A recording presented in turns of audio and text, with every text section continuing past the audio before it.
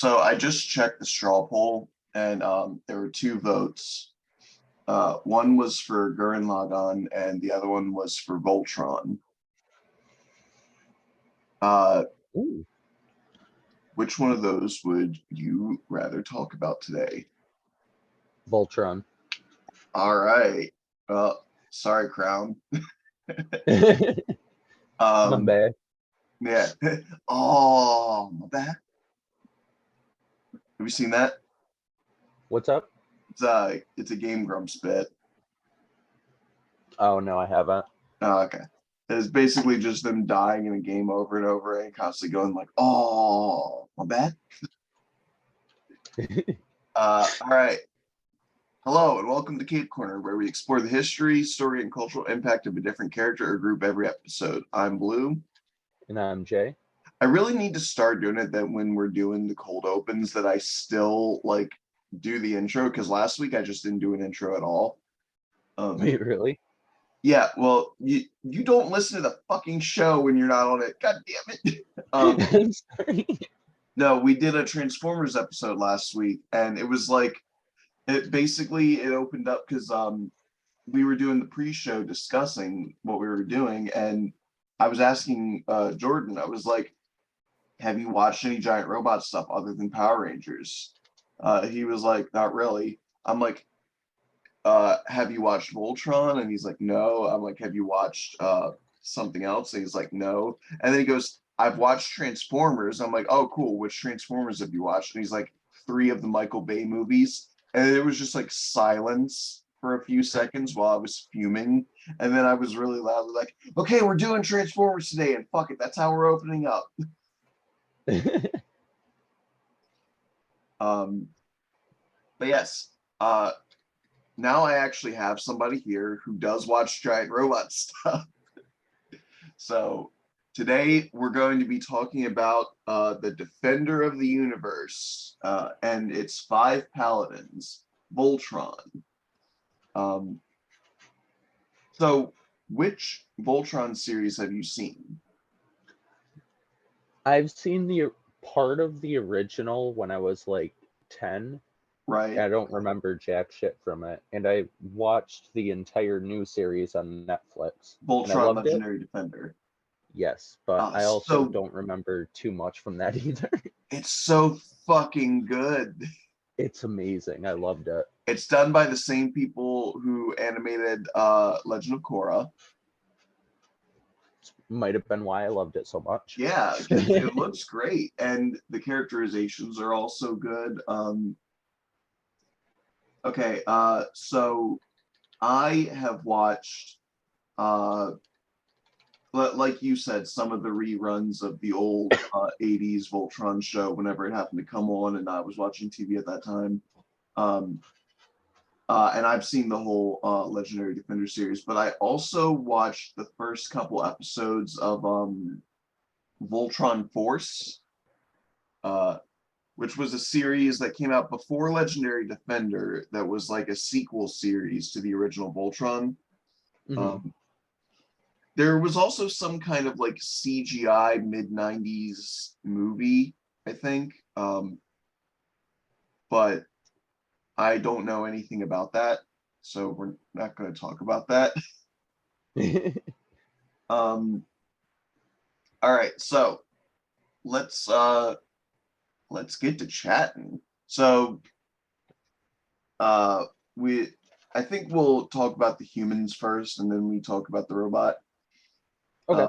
So the idea of Voltron is that we've got 5 paladins. I actually don't know if they're referred to as that in the original series. Look, a lot of my knowledge is admittedly going to be from Legendary Defender.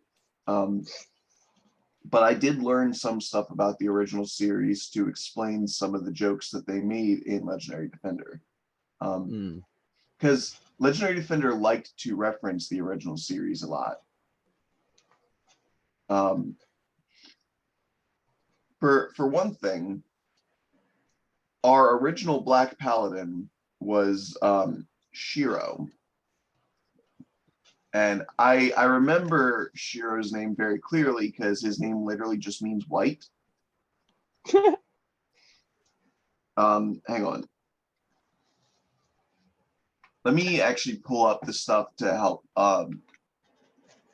to help refamiliarize myself with it. Yes, okay, so his full name was Takashi Shirogane, but nobody called him that. He was just Shiro.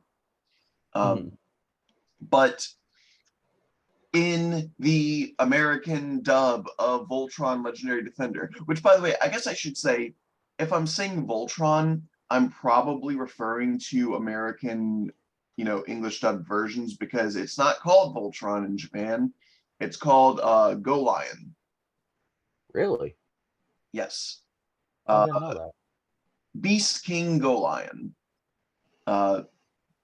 So in the original Voltron Defenders of the Universe cartoon, they decided to make Shiro into a Swedish guy named Sven. And there's an episode, I think like the first episode of season 3 or something of Legendary Defender. They Sven Holgersson. They wind up in like an alternate universe, and they're helped by a guy that looks exactly like Shiro, but he's like, "What are you talking about? I am Sven." And you're just like, "Oh, okay." So yeah, Shiro was originally the leader. He is a really cool guy. He's calm, collected, friendly. Got great stoic leadership qualities without being boring. I feel like a lot of times when you have the stoic leader, it's really easy to fall into traps of them just being dreadfully boring. But they managed to keep Shiro fun to watch. He's interesting. You got Keith, who was originally the Red Paladin, and anyone who watched the old cartoon knows that he would wind up being the leader. What's really cool about Legendary Defender is that it's kind of a journey for Keith to become the leader because he spends 2 whole seasons as not the leader, and it's literally only when Shiro disappears that he gets made the leader. I also really appreciate that they made the outfit colors versus the line colors make sense. Because, okay, in Voltron Defenders of the Universe, you had Pidge Gunderson, who was a boy in the original show. And he kind of talked like this. But he wore green and he piloted the green line. And you're like, yeah, it makes sense. Hunk, he wore yellow and he piloted the yellow line. And you're like, yeah, I got it. But Sven originally piloted the blue lion, and then when so in Go Lion, Shiro died, and then at the end of the series you see his twin brother who shows up to offer support or whatever. But in the American version, they don't like killing, so Sven just he says the line like in his death scene from the Japanese scene. In the American version, he says the line, "I'll be okay. Get me to space hospital." And so they just decide to make it Sven instead of his twin brother at the end of the show. But his role gets taken over by Princess Allura. She wears pink but pilots the blue lion. Then there's Lance, who wears blue but pilots the red lion, and then there's Keith, who wears red but pilots the black lion. And you're like, yeah, what the fuck, guys? But they should have done at least like a redesign or something. But it makes sense in Voltron Legendary Defender because in that, Hunk and Pidge are the only ones that never change their lions. First, you've got Lance in the Blue Lion, Keith in the Red Lion, and Shiro in the Black Lion. But then when Shiro disappears at the end of season 2, they need someone to pilot the Red Lion, and the Red Lion is extremely particular. You need strong leadership qualities, and Keith just barely qualifies for that. So he becomes the pilot of the Black Lion. And then the Red Lion wants someone who's like, you know, hot-blooded and like, you know, fierce and determined and all that stuff. And it's like you need certain personality traits, but because people are multifaceted, you know, people with like multiple personality traits, don't believe that astrology bullshit. You're more than one set of personality traits. God damn it. But I'm a Virgo. No. Fuck off. And I'm a Leo, but guess what? I don't really like being in public that much. But so he was able to switch from blue to red, and then Allura had, you know, the sort of compassionate and caring nature, or whatever the fuck the Blue Lion wants.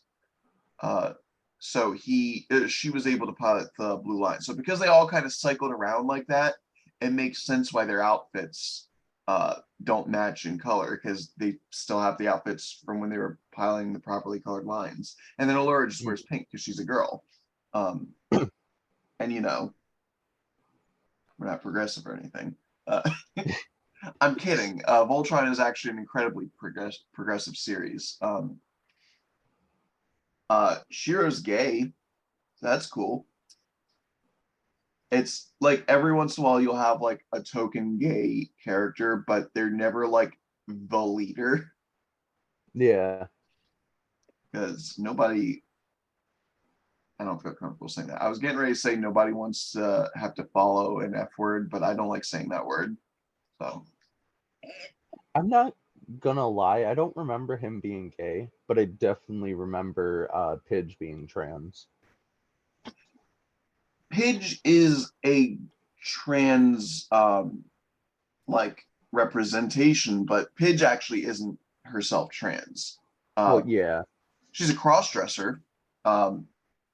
Because like, well, Pidge might actually be non-binary, if anything. Because so okay, let's talk about that. So her real name in this series is Katie Holt.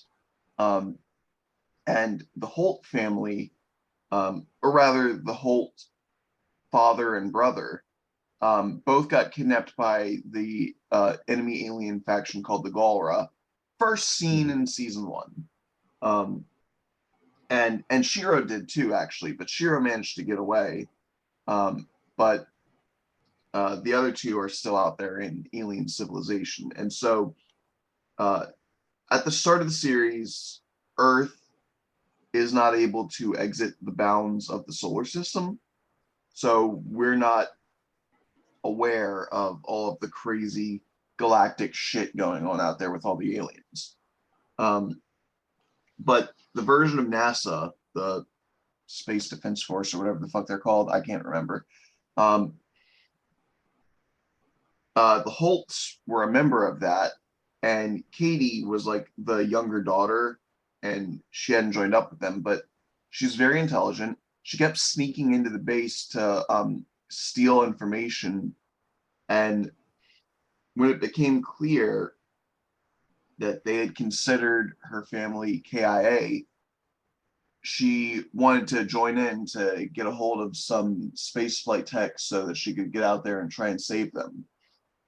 But she had snuck onto the base so many times that they now knew to look out for her and they would never let her join. So she cut her hair short. She put on a spare pair of her brother's glasses, and changed her name to Pidge Gunderson, and was just pretending to be a boy. It gets revealed pretty early on, like episode 3 or 4 or something like that. Oh wait, 3, not 3, because the first 3 episodes were like a 3-part opening movie. So it's like 4 or 5, somewhere around there. That Pidge is a girl. It's funny because it's actually not said out loud when it's revealed. Allura has these mice that she has like a mild telepathic link to. So they when they're like squeaking at her and whatnot, she can understand what they're saying. Um, so she just got into a casual conversation with them one day, asking for whatever juicy secrets they dug up about other about the paladins, and she's laughing at stuff that they say about Hunk and Lance and whatnot, and then they get to Pidge, and one of them just like gets the big googly anime eyes and like does that pose where like the oh isn't he so dreamy like folding their hands together and holding them down, their arms are straight and like at an angle. Um, Hmm. and Allura just goes, Pidge is a what? And then later on, like, because they're at a party, goes down and starts socializing and talks to Pidge. It's like, hey, Pidge, I think you and I have a lot in common. You know what I mean? And a big over the top wink. And Pidge is just like, I don't know what you mean, but okay. But eventually comes out, she's like, yes, I'm actually a girl. And they're like, oh, okay. Most of them are like, was that a secret? I kind of thought you were. I didn't know that you were supposed to be a boy. Or one of them's like, oh yeah, I saw that you were pretending, but I didn't want to say anything until you were ready. Everyone except for Lance, who is the lovable himbo. Um, though I guess Hunk also fits that description. Um, yeah, actually, you know what? Hunk is the himbo. Lance is kind of an asshole. Yeah. But Lance is just like, what? Oh my God, this is so shocking. I never knew. I always thought you were a boy. Um, it is weird that Hunk is like, yeah, I kind of figured, given that all three of them were like sharing a barracks in the space, whatever. Because like you would think that if you realized that they were a girl, that you'd be like, hey, are you sure you're comfortable sleeping in the barracks here with all these guys? But anyway, yeah. So you would think like a lot of shows would be like, okay, we've dropped the bomb that they're a girl, and then they're going to start looking like they did before with the longer hair and wearing dresses, because Katie did wear like a little sort of lavender colored dress before.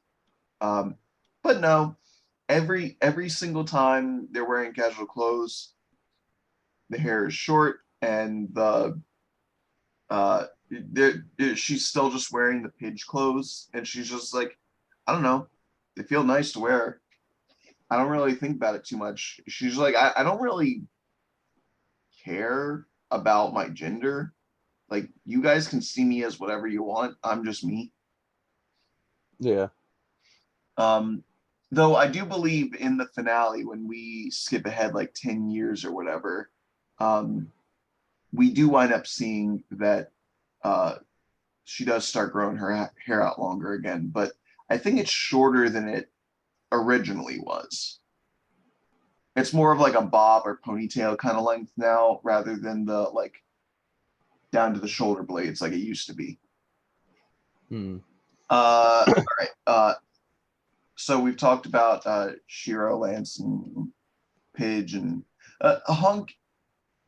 Very compassionate guy. He is the most nervous of them all, but I wouldn't call him cowardly, because he will throw himself into the fire to help others. Um, but he is the least willing to mix it up with scary, powerful enemies.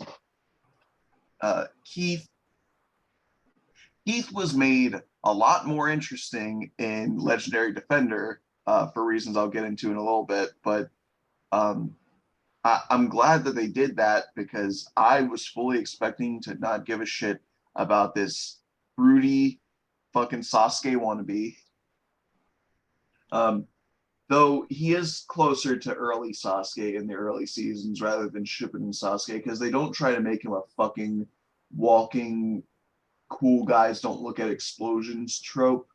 Um, that he is allowed to have moments of levity. Um, like his rivalry with Lance is very funny. Um, oh God, okay. And then the last one is Karan. He's very funny. I like him. But okay, I brought up Ethan Lance. We got to talk about it real quick. So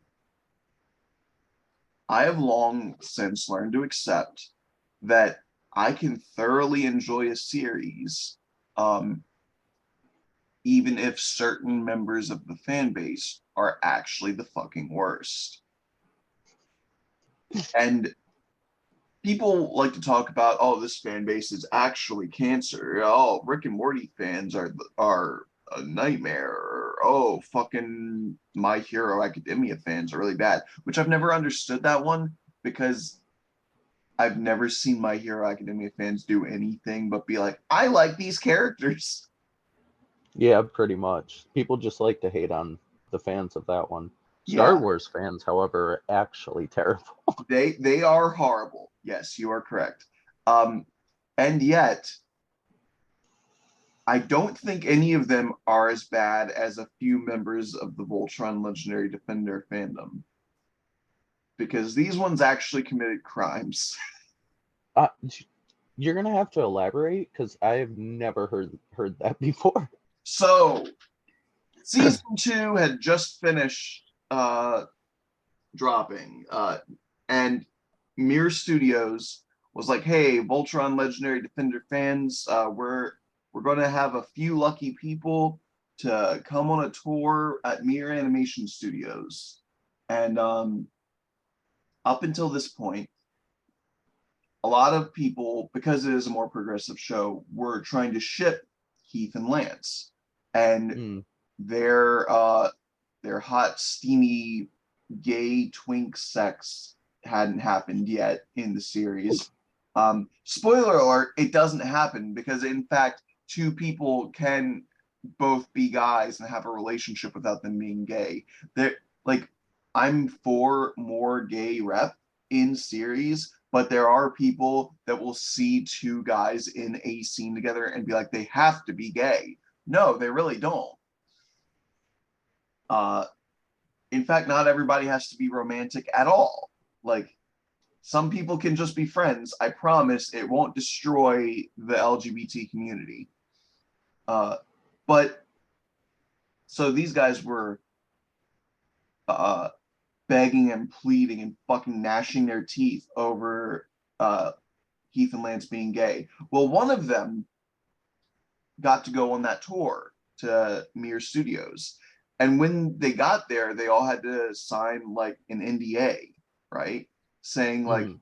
okay, we're going to give you guys some exclusive like sneak peeks at some of the stuff that we've got going on, preparing for season 3, but no photography, don't spread this stuff around, nothing like that. Well, they broke that NDA because they were taking a lot of photos of stuff that was basically spoilers for season 3 all over the place. Keep in mind, season 3 was still in development. Um, and they literally posted online threatening to release all of those images if Studio Mir didn't make Heath and Lance gay. And bear in mind, Studio Mir is the animation studio. They're not the writers. They do not have the capability to make characters gay or whatever.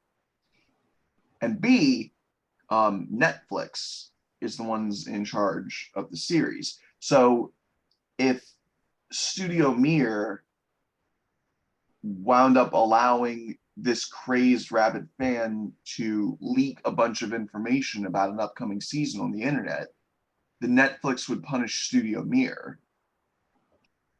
And probably cancel the show. Exactly. So that was a thing that happened. They literally threatened to ruin the series and a great animation studio for everybody if if they didn't make two characters homos. Jesus Christ. Yep. So Take that, Rick and Morty fans. What did you do? You got up on a McDonald's counter and read really loud? And Pussy not to shit. mention, if they just used their brain for like half a second, they signed an NDA. You break that, and that's some serious fucking punishment. Oh yeah, it doesn't matter that you posted it under an anonymous pseudonym on the internet. You realize that there was only like 10 people on that tour. They're gonna fucking find you. Yeah. Um, Oh, Jesus.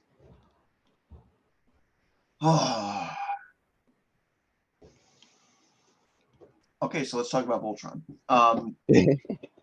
So let me see if I can remember exactly what this was. Okay, so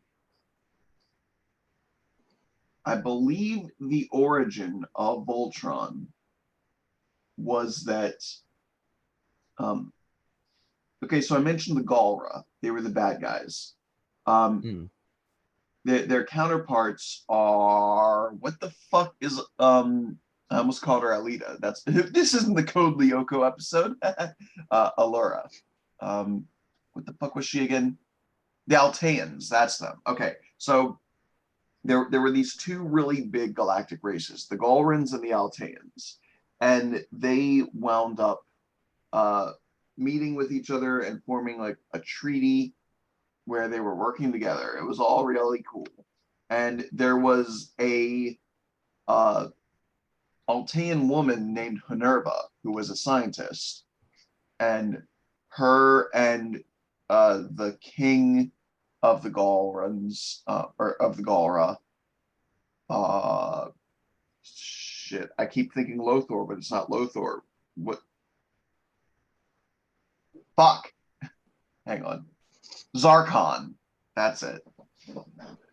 Honerva and Zarkon wound up developing like a romantic relationship with each other. Um, I guess I should ask, have you watched like all of it, all the way to season 8? Yeah, I finished it. I just don't remember that much from it. Okay, well, this might jog your memory. So they wound up discovering, I think it was like a meteor with an ore that was capable of passing through like wormholes and shit to traverse to other realities. So Hmm. it's a trans-dimensional ore. It has the capability of traversing the multiverse essentially, and they use that ore to make. I will. Okay, I believe the story is different depending on which series you're going with. So I want to say that in Voltron Defenders of the Universe, what happened was a giant robot was made, but then it got cursed and split into 5 robotic lions. But I think in Legendary Defender, they made 5 robotic lions, and just because of the mystical nature of the ore, they happened to be able to bring themselves together to make a giant robot, which was not in the design of the robots. Like the robots shifted themselves in such a magical way to make that possible. I think Um, I remember something about that. Yeah. yeah. So they were like, wow, this robot is super special. We're gonna call it Voltron. We've got 10 minutes left, but it's fine. So we're like, we're gonna call it Voltron, and it's gonna be the defender of the universe. Wink, wink, nudge, nudge. Um, so the original Paladins actually included Zarkon. He was the Black Paladin, meaning that he was the leader. Yeah, I guess I should say the legs are the green and yellow lions. The arms, the left arm is the blue lion. The right arm is the red lion. And the torso and head is the black lion. The black lion's a lot bigger than the others. Hmm. The black lion's the biggest.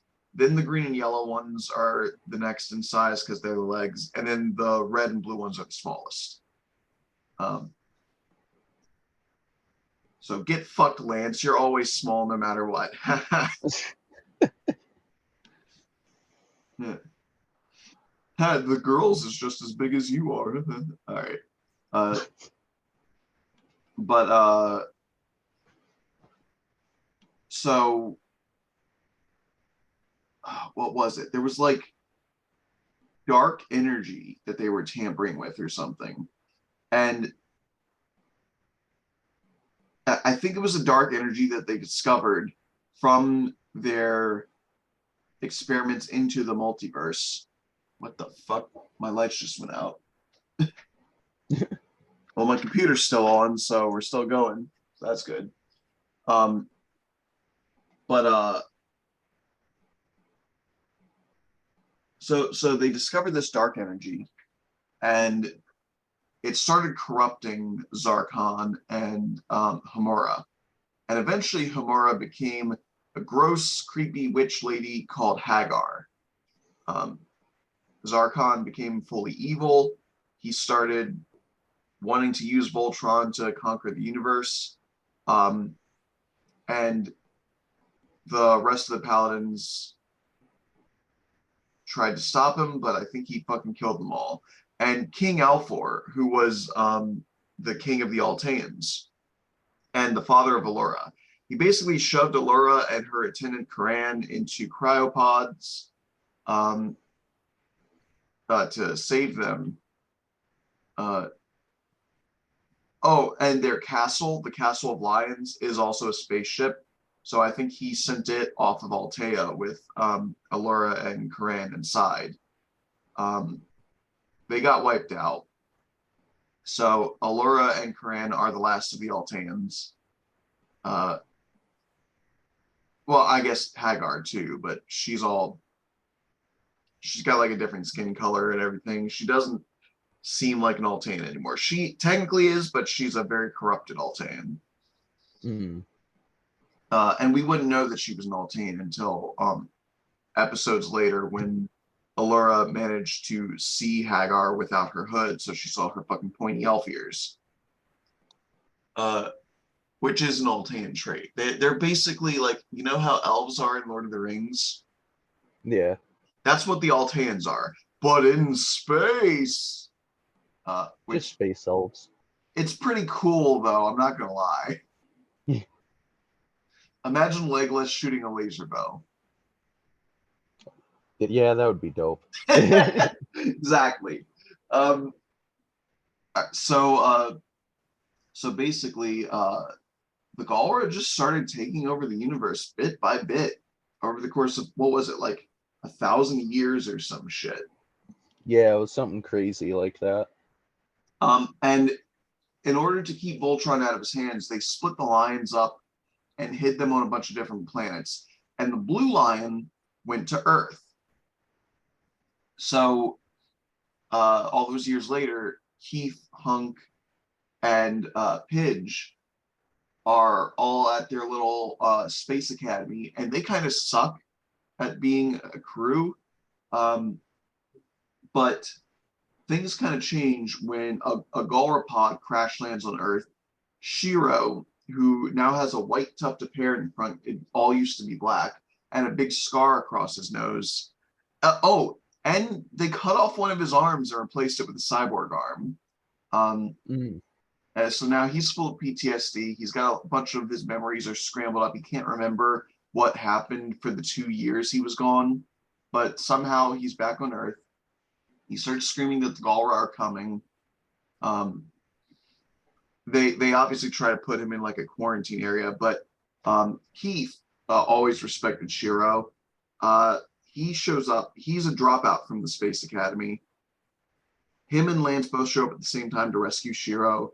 The 5 of them reconvene, find out what's going on. They find the blue lion, and it takes them up into space. It creates like a space bridge, essentially. And suddenly they're at the Castle of Lions. They're waking up Altea. They're waking up Allura. They're waking up Karan. They're getting the lowdown on what the fuck the Galra are. They each get sent off to find the rest of the lions. The Black Lion is still in the Castle of Lions, so they just need the other 4 to unlock it. They find them all. They get their little outfits. They get their Bayards, which are cool. That the plasma pistol from Halo. Yeah. They're basically that, but then it morphs into some kind of weapon depending on who you are. So Hunk gets like a minigun, like the one that the Terminator uses in T2 against the cops. Mm.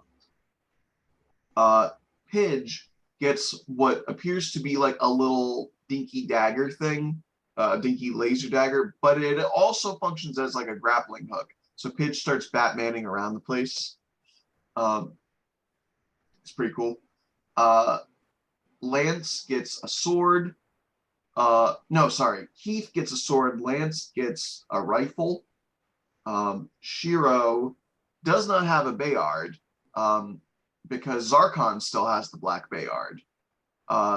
So Shiro just uses his cyber arm as a weapon.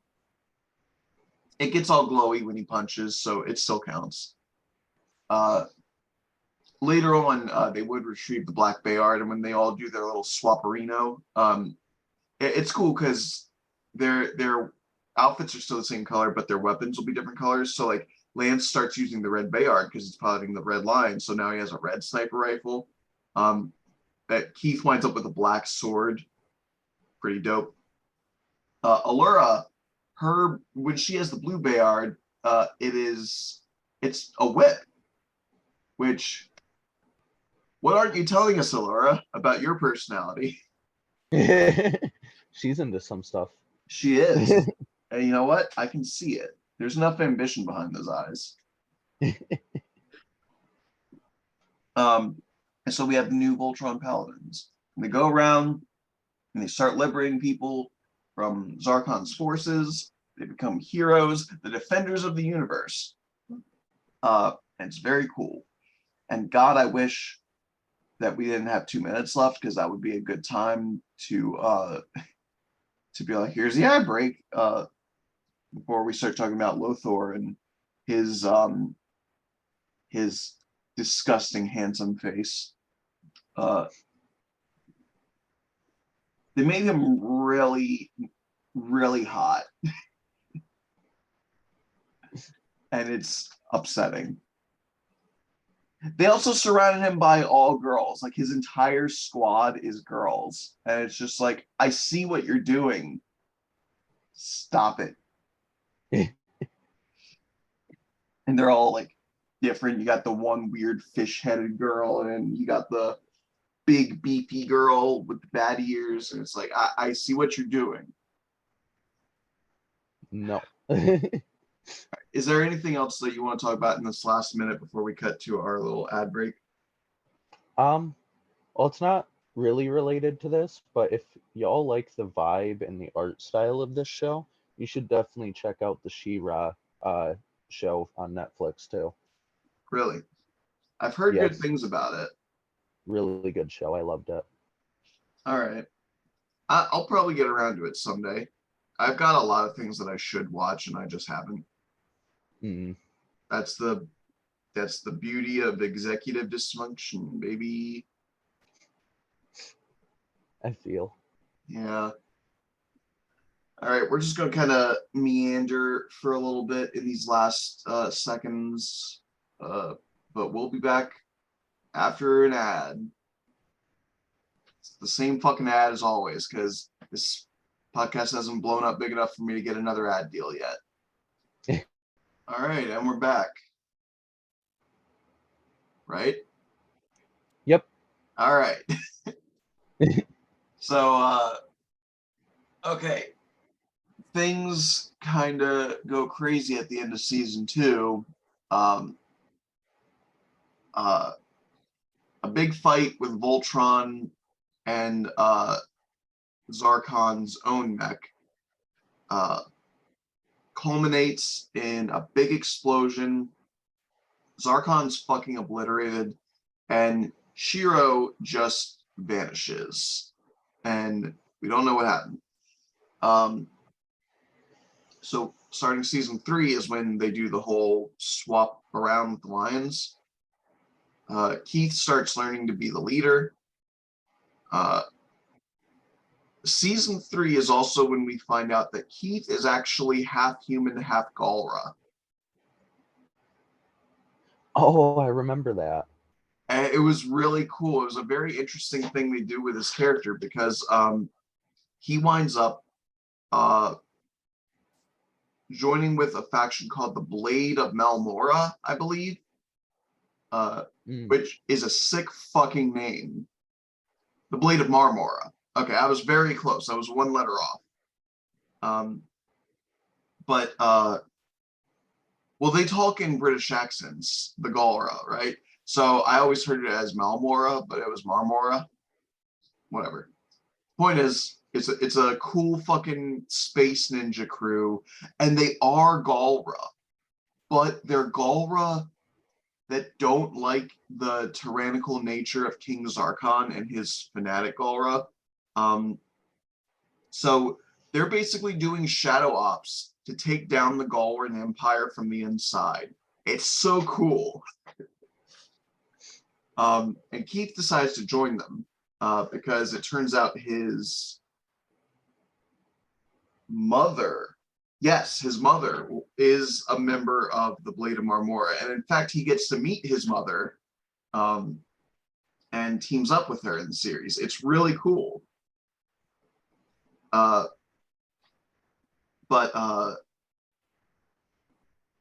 So we also in season 3 introduced Lothor, who is the son of Zarkon, but he's like a banished prince kind of type. He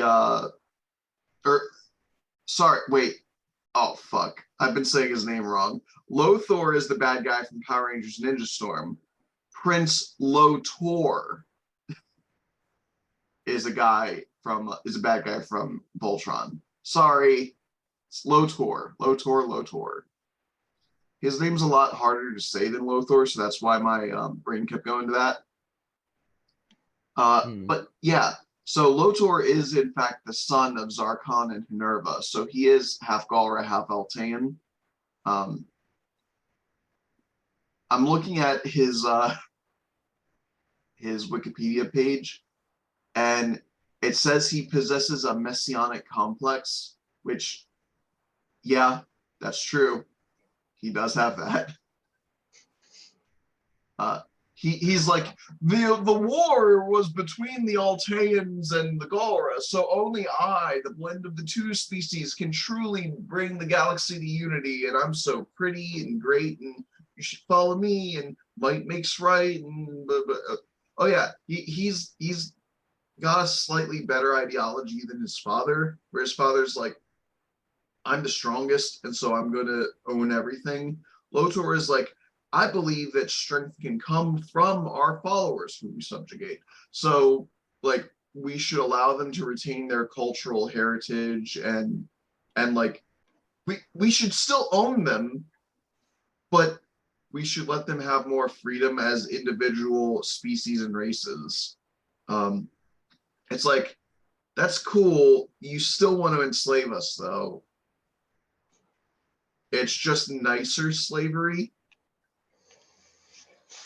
Slavery is still slavery. It's being a black guy in the early 1800s on a crop plantation versus being a prisoner in America today. Like, you're still a slave. It's just maybe some better conditions. Bet you thought I couldn't squeeze a political commentary into a Voltron episode. Haha, fuck you. I'm just now looking over at the sidebar on the Voltron Wikipedia page, and under reception there is LGBT related controversy and criticism, LGBT representation, and then fan behavior. And I think I know what's going to be listed under fan behavior. And then something about editing. What's the issue with the editing? Fan behavior. Oh, yeah. Okay, anyway. So I can't believe there's a fucking Wikipedia page. It's just like almost all of the negative behavior centered on either LGBT representation or shipping. In 2019, a fan attempted to blackmail the showrunners, threatening to publicly post private internal documents related to the show if the male characters Keith and Lance were not written to be romantically involved with one another. What the fuck is this life that we live? It's so fucked. So anyway, Zarkon, he did survive, but he got RoboCopped, so he had like a new robot body, and you're like the show's like, oh, maybe we're gonna have Zarkon come back as the big bad, ooh, but they don't. He immediately gets into a fight with Lotor and dies, like actually dies that time. So granted, Lotor did deal the finishing blow on the big bad from the first two seasons. So that's good. And he does actually try to form an alliance with Allura and the Paladins, which that's cool. Oh, it's Quintessence. Okay, so I remember now. The dark energy that I mentioned before, it's called Quintessence. And it is life force that is generated from planets. And what Zarkon had been doing was he was literally siphoning the quintessence out of planets, like draining them dry, like the fucking Tree of Might from Dragon Ball Z. And so he was destroying planets to power his warships and whatnot. But the thing about quintessence is that it is only supposed to exist within life forms. If you are exposed to pure energized quintessence, it will fuck you up mentally and physically. That's why they got their bodies transformed and their minds corrupted and turned all evil. It's like evil radiation. Well, it's not evil because it's just life, but it's kind of that like yin yang shit of like you can be bad if you have too much darkness, but you can also be bad if you have too much light. So because like a lot of that is like, okay, well, like what do we consider to be quote unquote good, like young, right? It's like, well, like, we like order and security. Oh, cool. Except you know what also exists on a sliding scale of order and security? Fascism. So if you want to be really organized and really secure, you wind up with dictators. So it's like maybe balance is better. But yeah, okay. So he continues fucking experiments with quintessence. Oh yeah, he tries to get romantically involved with Allura, much to Keith's not Keith. God damn it, I keep mixing their names up. Lance, much to Lance's upset. They both have like generic white boy names, and it fucks me up. It's also weird because neither of them are white in this. Well, Keith is like half alien, so I guess it's human. Huh? I said it makes sense. Yeah, I guess Keith could be half white, but he struck me as half Asian, and that's sort of uh, supported by Steven Yeun voicing him. That's right, Invincible fans. Your boy is in this show too. Or I guess Walking Dead fans, but why the fuck are you listening to this podcast? I hate you. Watch better shows. For real though. So Lance is definitely Hispanic though. It is funny because sometimes like it's hard to distinguish in more progressive series what is representation and what is racial profiling or stereotypes. Because I do think it's funny that they have Lance, the only Hispanic representation in the show, and they were like, yeah, he's got like 10 brothers and sisters. And you have to sit back for a second and go, is that representation or is that racist?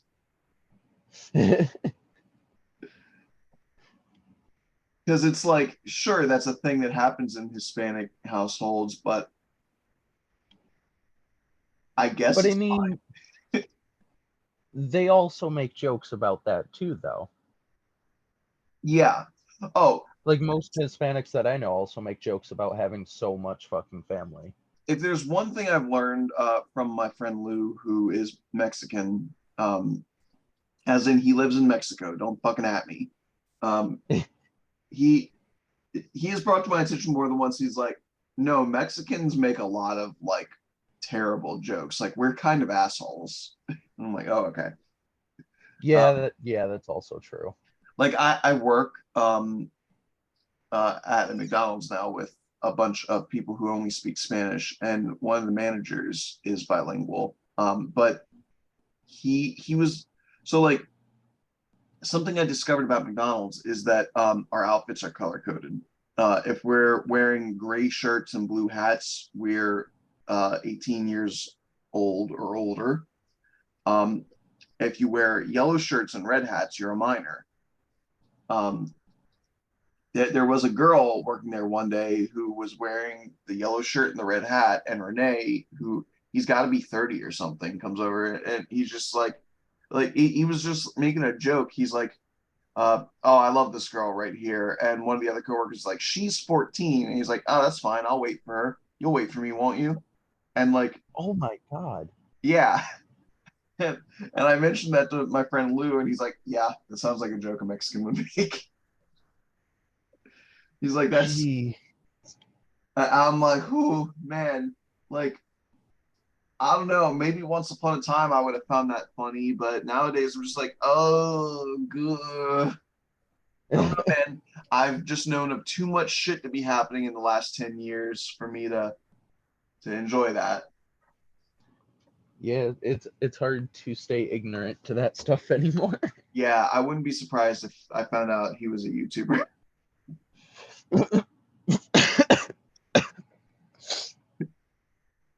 Anyway, Voltron.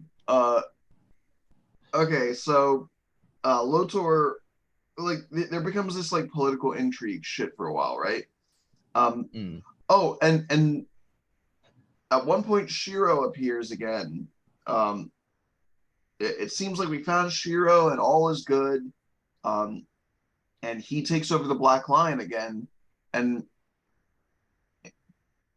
Keith decides to leave the Paladins and go full time with the Blade of Marmora. So he kind of Mm. actually dips out for a little bit, but we would later find out that this was a clone of Keith. I'm sorry, a clone of Shiro, uh, and an evil clone at that. And they wind up having to kill him. It's all very dramatic. But then they find the real Shiro, and his hair is now turned completely white. Uh, and this Shiro, the actual good guy Shiro, is like, no, I'm not taking over the Black Lion again. It's your lion now, Keith. You're the leader. You've been leading while I was in a fucking coma this entire time. Like, I'm not taking that from you. I'll just run support. You guys need me, I'm here. Good guy Shiro. Don't be like the asshole clone. Uh, so like Zarkon was the main villain of the first two seasons. Lotor, I want to say he was the villain up until season 6, where they, well, they fucking murdered him. uh, it was a big like multiversal tear battle kind of thing, and he like died in the explosion or whatever. So it wasn't necessarily their fault, but they were in a giant robot battle, so you know, it's fine. Whatever. He was a shit. By that, over the seasons, he got progressively worse and less likable. Um, uh, oh, also, I think Heath has a romantic thing with one of the girls that was originally Lotor's lieutenants. I think I vaguely remember something about that too. Yeah, like they were forced to work together on a few missions for like survival sake. And when Lotor was going off the deep end, she wound up defecting to join Keith. Um, so you might go, well, there's 2 seasons left. What the fuck happens in the last 2 seasons? Hey, got good news for you. Zarkon may be dead and Lotor may be dead, but you know who's not dead? Hagar. Um, so uh, I should also say Hagar is voiced by Cree Summer, and Cree Summer is one of my favorite voice actresses. Fucking love her. Hmm. You ever watch Codename Kids Next Door? Yes, I loved that show as a kid. You know the character Cree? Yes. She is voiced by Cree Summer. Oh, no shit. Yeah, they loved Cree so much because she was the voice actress for Number Five that they made an extra character to be Number Five's older sister and just named her Cree. Damn. Yeah, so that was their own little tribute to her. It was cool. Um, That's awesome. yeah. Uh, so Hagar winds up becoming the main villain because while Lotor was doing all of his fuck shit in seasons 3 through 6, she had just been in the background studying the multiversal shit and quintessence more. And so in the final couple seasons, she becomes like a reality hopper, basically. Um, oh, season 7, I think, is also really cool because we also get to see what Earth was up to after the Paladins left. And they had become aware of the Galra and all this shit going on. And so they started trying to invent their own shit because they didn't have the cool Altean tech to rely on. So Mm. Earth-made tech wound up having to advance very quickly because they were getting attacked by like monsters and shit. And uh, they made what was it called? First of all, the faction I keep forgetting the name of is the Galaxy Garrison. That's their name. Uh, the Atlas. I want to say it's like the AGL Atlas or something. It's a big ass spaceship, uh, and it's white. And it's pretty cool. But Shiro winds up becoming the commander of the Atlas, and we wind up doing a Gurren Lagann, which was the other episode that we might have done today, and we will do it, Crown. I promise. If you're still listening, we will do it, just not this week. um, but they wind up doing a Gurren Lagann, and Voltron merges with the Atlas and becomes a giant white Voltron with not only all 5 of the main paladins, but also Shiro. So all 6 of them are piloting together. It's very cool. And they have a final battle in the Nexus of Realities where Homura, she's going by her Altean name again now, literally destroyed all realities but one. And she was going to destroy that one too, because she originally was reality hopping to find a reality where her, Zarkon, and Lotor could all be like a family. Um, Mm. she was doing what Kingpin did in Into the Spider-Verse, actually. Um, and it's very funny because you see Zarkon, who is like a pre-corrupted version of himself, and you know, there's like this crazy like tears in reality are happening around him, and this crazy witch lady is there, and all this shit, and the paladins come up to him, and he's like, "What the fuck is going on?" And they explain everything to him, and he's like, "Oh, you got to take her out." And you're just like, "Wait, what?" He's like, "I understand that I was apparently the bad guy for you guys, but like, I've not been corrupted. I'm not fucking crazy. I'm not fucking evil. Take that crazy bitch out." I obviously don't want all reality to be destroyed.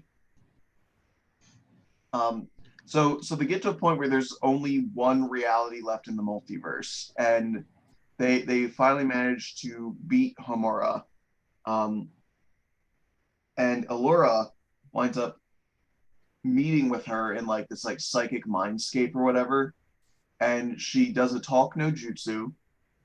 Um, she does manage to convince Homura uh, that all that shit was really fucked up. She just murdered quintillions and what fucking googleplexians of lives.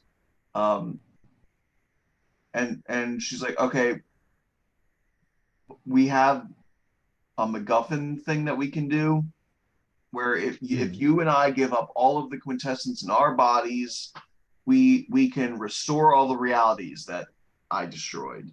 And so Allura and Homura fucking kill themselves, it's Suicide Pact style, and they restore the multiverse. Um, but I think like as she was dying, Allura in the okay, all throughout the series, Lance was kind of a man slut, but he always clearly had an attraction for Allura. And as the series goes on, he goes from flirting with random aliens to getting more and more serious about Allura, but Allura never really reciprocated. So I think it was in the final season, like episode 1 of season 8, he convinces Allura to go on a date with him. And she enjoys the date quite a lot, and she agrees to go out with him. And so they are boyfriend and girlfriend in the final season. And so she, as she's dying, her like spirit or whatever kisses him. I think it like gives him the little Altean markings on his cheeks. Um, and and so he gets imparted with like some Altean energy or whatever, fucking essence of Altea. Um, and and so she dies. The multiverse is saved, and we wind up getting an epilogue showing like Lance just stays single after that. Like it seems like he never looks for any other romantic fulfillment. Like that was his one and only, and she's fucking dead. And so he's just kind of a wanderer now. It's very sad. Um, but he's also like being a storyteller, going around telling stories to children about the Voltron Paladins. It's kind of bittersweet. Uh, Keith winds up helping reform the Galra with the Blade of Malmora to like undo the fascist ideology that they had spent like a millennia adopting. Um, and uh, everyone gets a cool epilogue. And by the way, it is in these last couple seasons we get the confirmation that Shiro is gay because he has a boyfriend. In fact, he had a boyfriend once upon a time, and I think that boyfriend broke up with him because Aww.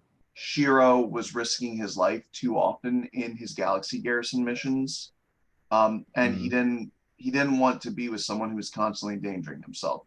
But one of the guy characters that was introduced in the last couple seasons apparently off screen formed a romance with Shiro because Shiro gets married to him, and we get to see it, you know, in like that epilogue style, like slowly panning still shots. Like it's not really animated, it's photos, but the panning and like maybe confetti or whatever will move in the background. It gives a sense of motion. We do get to see in that style like a shot of them like in their tuxedos getting married at their wedding, which is cool because America hates actually depicting gay marriage. Yeah, they do. I think the only two shows that I've ever seen have done it are Voltron and Steven Universe. And even then, that one's easier to get away with because everyone of that alien race only has one gender. So it is only a lesbian wedding in technicality. And Cartoon Network still fought tooth and claw to keep that from airing. But like I've only said the very basic plot points. It is a very fantastic show. I didn't even talk about the episode where they got kidnapped into a multi-dimensional quiz show by an omnipotent being, like it was a fucking episode of Superman where he gets abducted by Mr. Mixelplick or whatever his name is. Like, I hate that I remember that episode because I actually really hated that episode. you hated the quiz show? Yeah. Why? It's, I've seen it done so many times that it's just boring. That's fair. I still the show uses comedy a lot. So to have an episode that was purely just comedy, there was none of the high stakes bullshit. We were like, we're just gonna make fun of ourselves. We're gonna have some fun for this episode. Like I could understand people getting frustrated if it was a week to week show, but it is a Netflix show. An entire season is dropped at a time. Yeah, that's true. Um, and that's while I'm not a big fan of that production model generally, I prefer week to week drops. Um, I think that's one of the benefits of it is that you don't feel like you waste a week when you get a quote unquote filler episode. Mm. Because you can just be like, oh, well, that wasn't satisfying, so I'm just going to watch the next episode right now. Okay, most of this discussion has been about Voltron Legendary Defender. I will very briefly mention Voltron Force, which was, from what I understand, it's the sequel series to the original Voltron Defenders of the Universe after they beat the bad guy or whatever, and Voltron became like a intergalactic peacekeeper, like a cop but not shitty. Um, there were some kids that there was like a Voltron force that was made, potential future Voltron pilots being trained up, and a few kids from that little academy wound up um, teaming up with the original Paladins. Like we see Pidge actually being like a bit taller. Like he's apparently a grown man by that point, but he still is like 4 foot tall or something. But he's not just some little fat gremlin running around anymore. So, it's better, I guess. Uh, Again, I remember very little about it other than it had a rap theme song. Early Mm. early 2010s or late 2000s shows loved having rap songs as themes. Power Rangers tried doing it, and it was terrible. Um, have you heard the Operation Overdrive theme song? No, It's I have literally not. like Power Rangers, Operation Overdrive, Power. Oh, okay. Yeah, I have. Bad. Oh, Worst theme yeah, song. horrible. My 5 fingers reaching for the sky in 5 ways. It's like they clearly didn't get an actual rapper to do it. Mm-mm. Um, but yeah, so I don't remember a whole lot about Voltron Force. Um, I should also point out that the terms I've used are all based on Voltron Legendary Defender, which are themselves largely based on the original Japanese names. They are using the Go Lion names because all like they weren't called the Galra, they weren't called Shiro, and they weren't called they might have actually been called the Altans, but a lot of those names were different in Voltron Defenders of the Universe. Uh, like, let me see. Oh yeah, because the planet that the Galra are originally from is called Dibazol, which is a Japanese name. Um, Mm. Come on, I'm trying to find it real quick. Ba-ba-ba-ba-ba.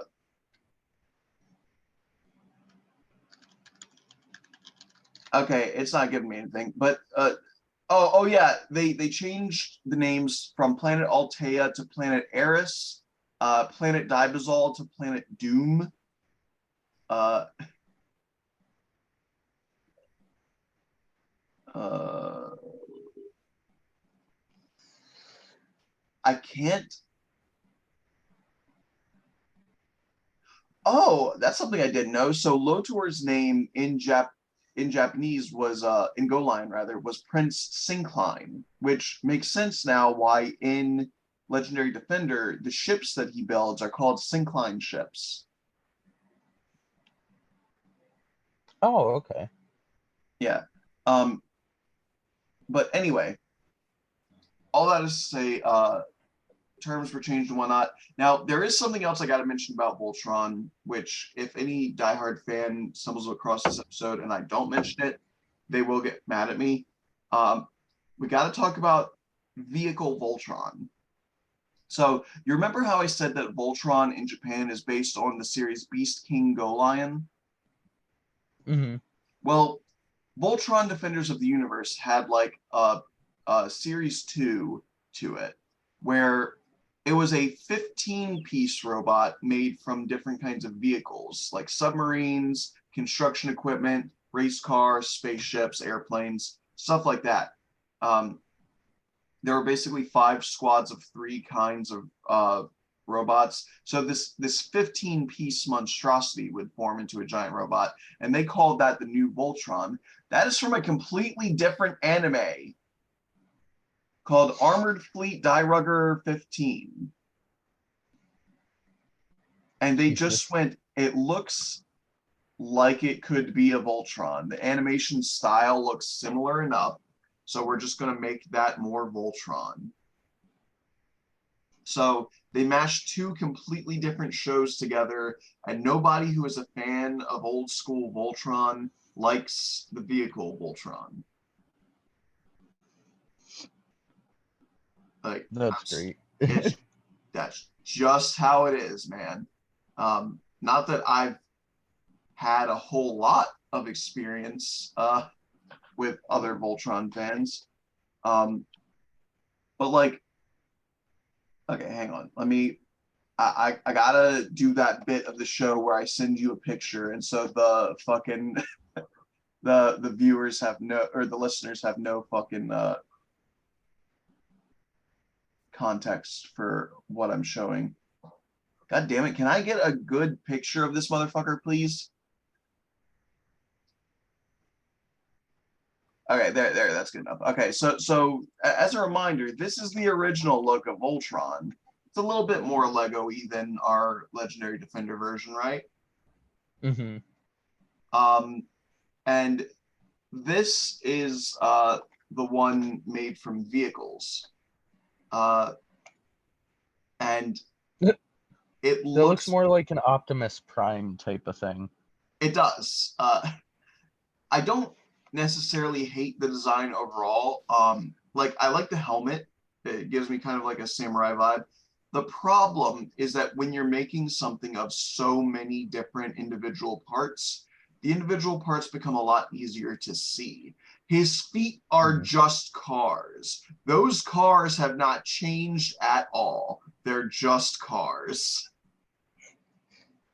He has rollerblades on. His hands are very clearly cars too.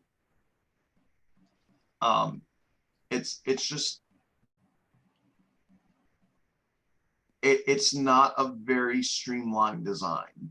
When you have something made of No. 5 robots, that's usually a pretty good number. That's worked out very well for Voltron. It's worked out very well for Power Rangers. But when it's made of 15 parts, nah, dude. Hell, even the big boy Voltron from Legendary Defender was technically only made of 6 parts. So, okay. Oh, and I guess I will say I just found out thanks to this picture. The movie that I was talking about earlier is called Voltron: The Third Dimension, and it is from 1998. And Damn. I definitely never heard of it back in 1998, and I bet you no one else has either. I definitely didn't because I was born 2000. Well, yeah, it'd be kind of hard for you to do that.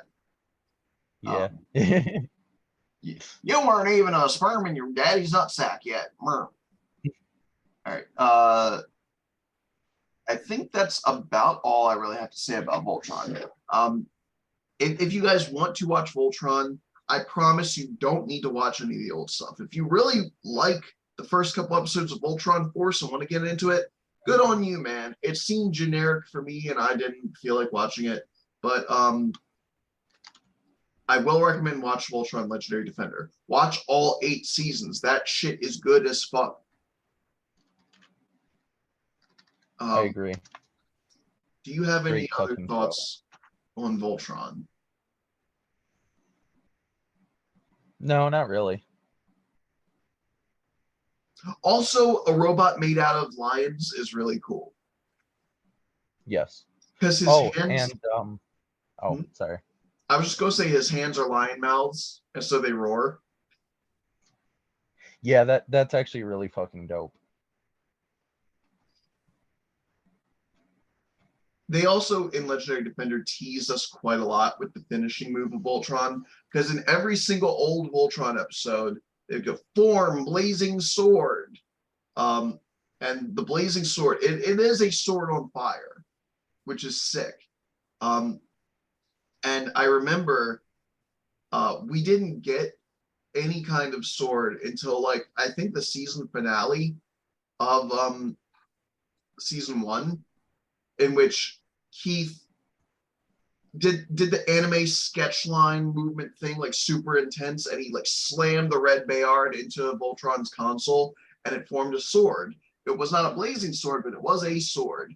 And then I think we saw the blazing sword for like 3 seconds at the finale of season 2, and then they wouldn't use that shit again for a few more seasons. And finally, they brought back the blazing sword, and I'm like, man, they really saved that shit for special occasions. But it's kind of cooler that way. Yeah, it definitely a lot cooler. It doesn't make it feel as cheap. Yeah. So, and like all the different kinds of weapons that Voltron has is very cool. Like I said, if you guys want to see what we're talking about, fucking watch the show, dude. You don't need to watch it on Netflix. Netflix sucks, but you can watch it online. I believe in you. Okay.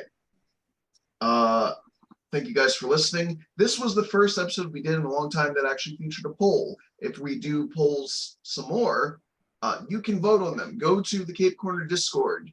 Link is in the description.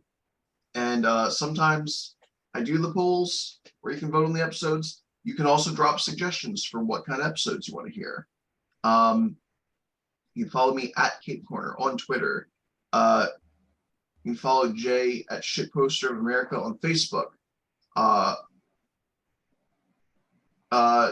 There's a link tree in the description for the Hall of Pods Podcast Network. Go check that out. Those guys are pretty cool. Give some love to the Fandom Optimist episode. My buddy Jordan's been having a rough week. He could use the pick me up. What else? Oh, and you can support me financially on my Anchor page. It works exactly like Patreon, where you just have $1 go to me every month, or however much you're willing to pay. I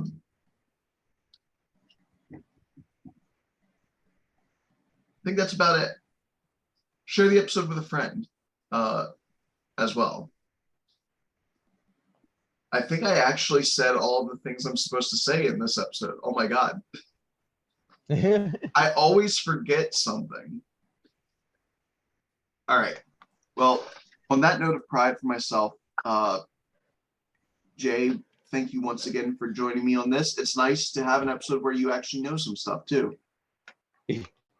No problem. Thanks for having me.